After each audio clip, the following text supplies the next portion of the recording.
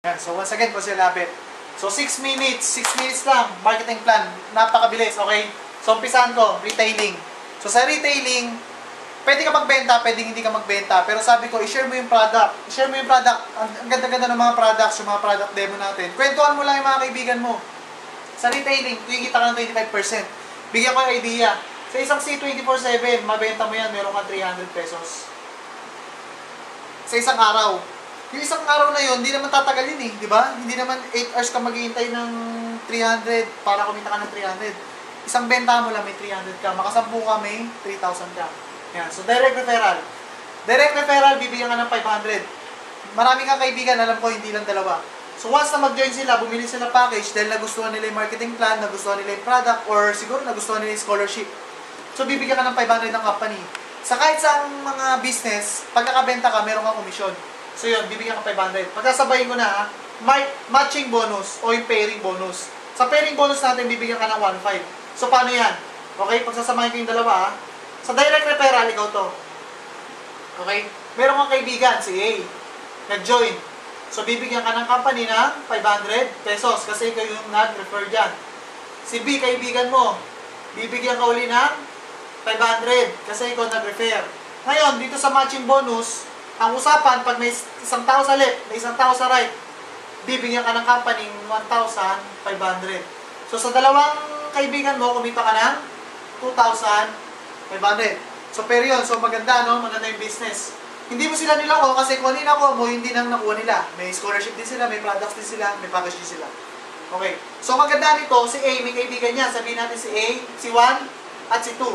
So, si 1 and 2, sumali, kikita rin si A ng 2.5. Kasi 500, 500, 1.5, 2.5. Kumita rin. Okay, si B may kaibigan. Si 3. Si 3 may kaibigan. Si 4.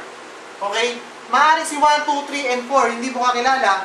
Pero dahil member mo sila, under mo sila, may isang tao sa left, may isang tao sa right, bibigyan ka ng 1.5. May isang tao sa left, may isang tao sa right, bibigyan ka ng 1.5. So, magkano kinita mo sa hindi mo kakilala? Kumita ka ng 3,000 sa hindi mo naman kilala. So, napakaganda ng business, kahit hindi mo kakilala, kikita ka ng pera. Okay. So, ito papakita ko sa inyo, napakaganda. Kasi ito, maaaring tumigil. Walang nag-recruit. Pero, gumagamit ng produkto. Yung produkto natin may points.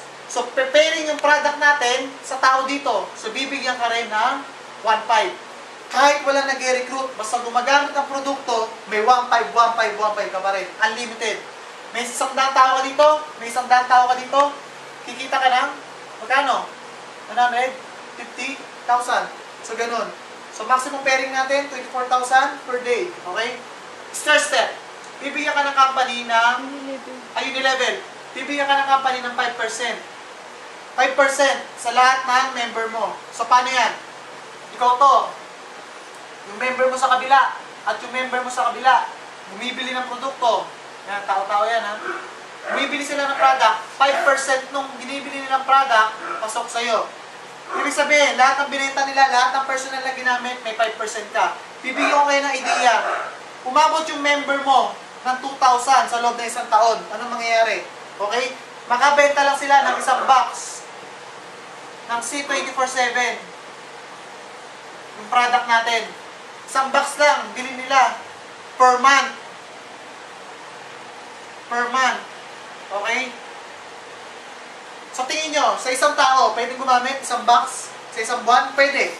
Pag bumili yun, kada isang member mo, bumili lang ng isang box sa isang buwan, assured ka na pwede kang kumita ng 20,000 pesos kahit natutulog ka. Bumili ng product yung member mo, natutulog ka, hindi mo alam, kikita ka ng 20,000 pesos per month. Okay? So, napakaganda. Bakit? Yung first step natin, may additional kang 10% pag na-promote kang silver executive. Okay? May additional kang 20% pag na-promote kang gold executive katulad ko. Meron kang additional 30% pag na-promote kang global ambassador. Okay? So, paano yan? Kung kanina, sa Unilevel, kumita ka ng 20,000, bumili lang ng tiging isang box. Pag na-promote ka ng silver executive, madodoble yan.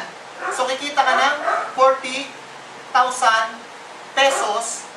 silver, executive ka. Ilan ang binili? Isang box lang. Isang box ng C24/7 sa isang buwan. Lahat ng mga member mo, meron kang kitang 40,000 plus yung 20,000 mo sa Unilevel. Magkaiba yan, ha? So, magkano kikitain mo? Meron kang 60,000 pesos per month na isa lang box ang binili ng mga member mo. Eh, pag nagbenta pa yan, dalawang box yung nabenta. Magkano? 60,000 times 2. Magkano pwede mo kitain?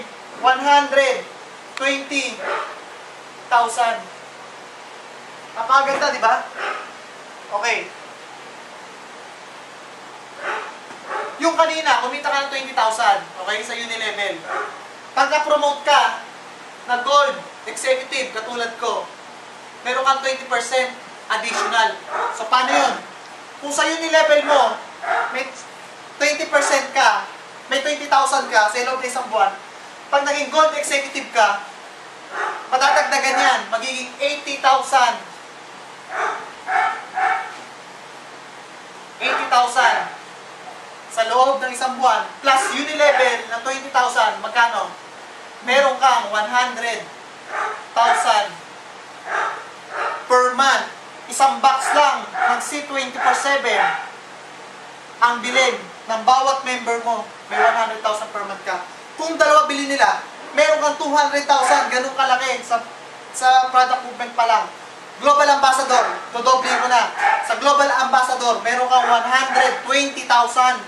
120,000. Isang box lang, bilhin ng mga member mo. So once again, napakabilis ng marketing plan. So, pag-aralan.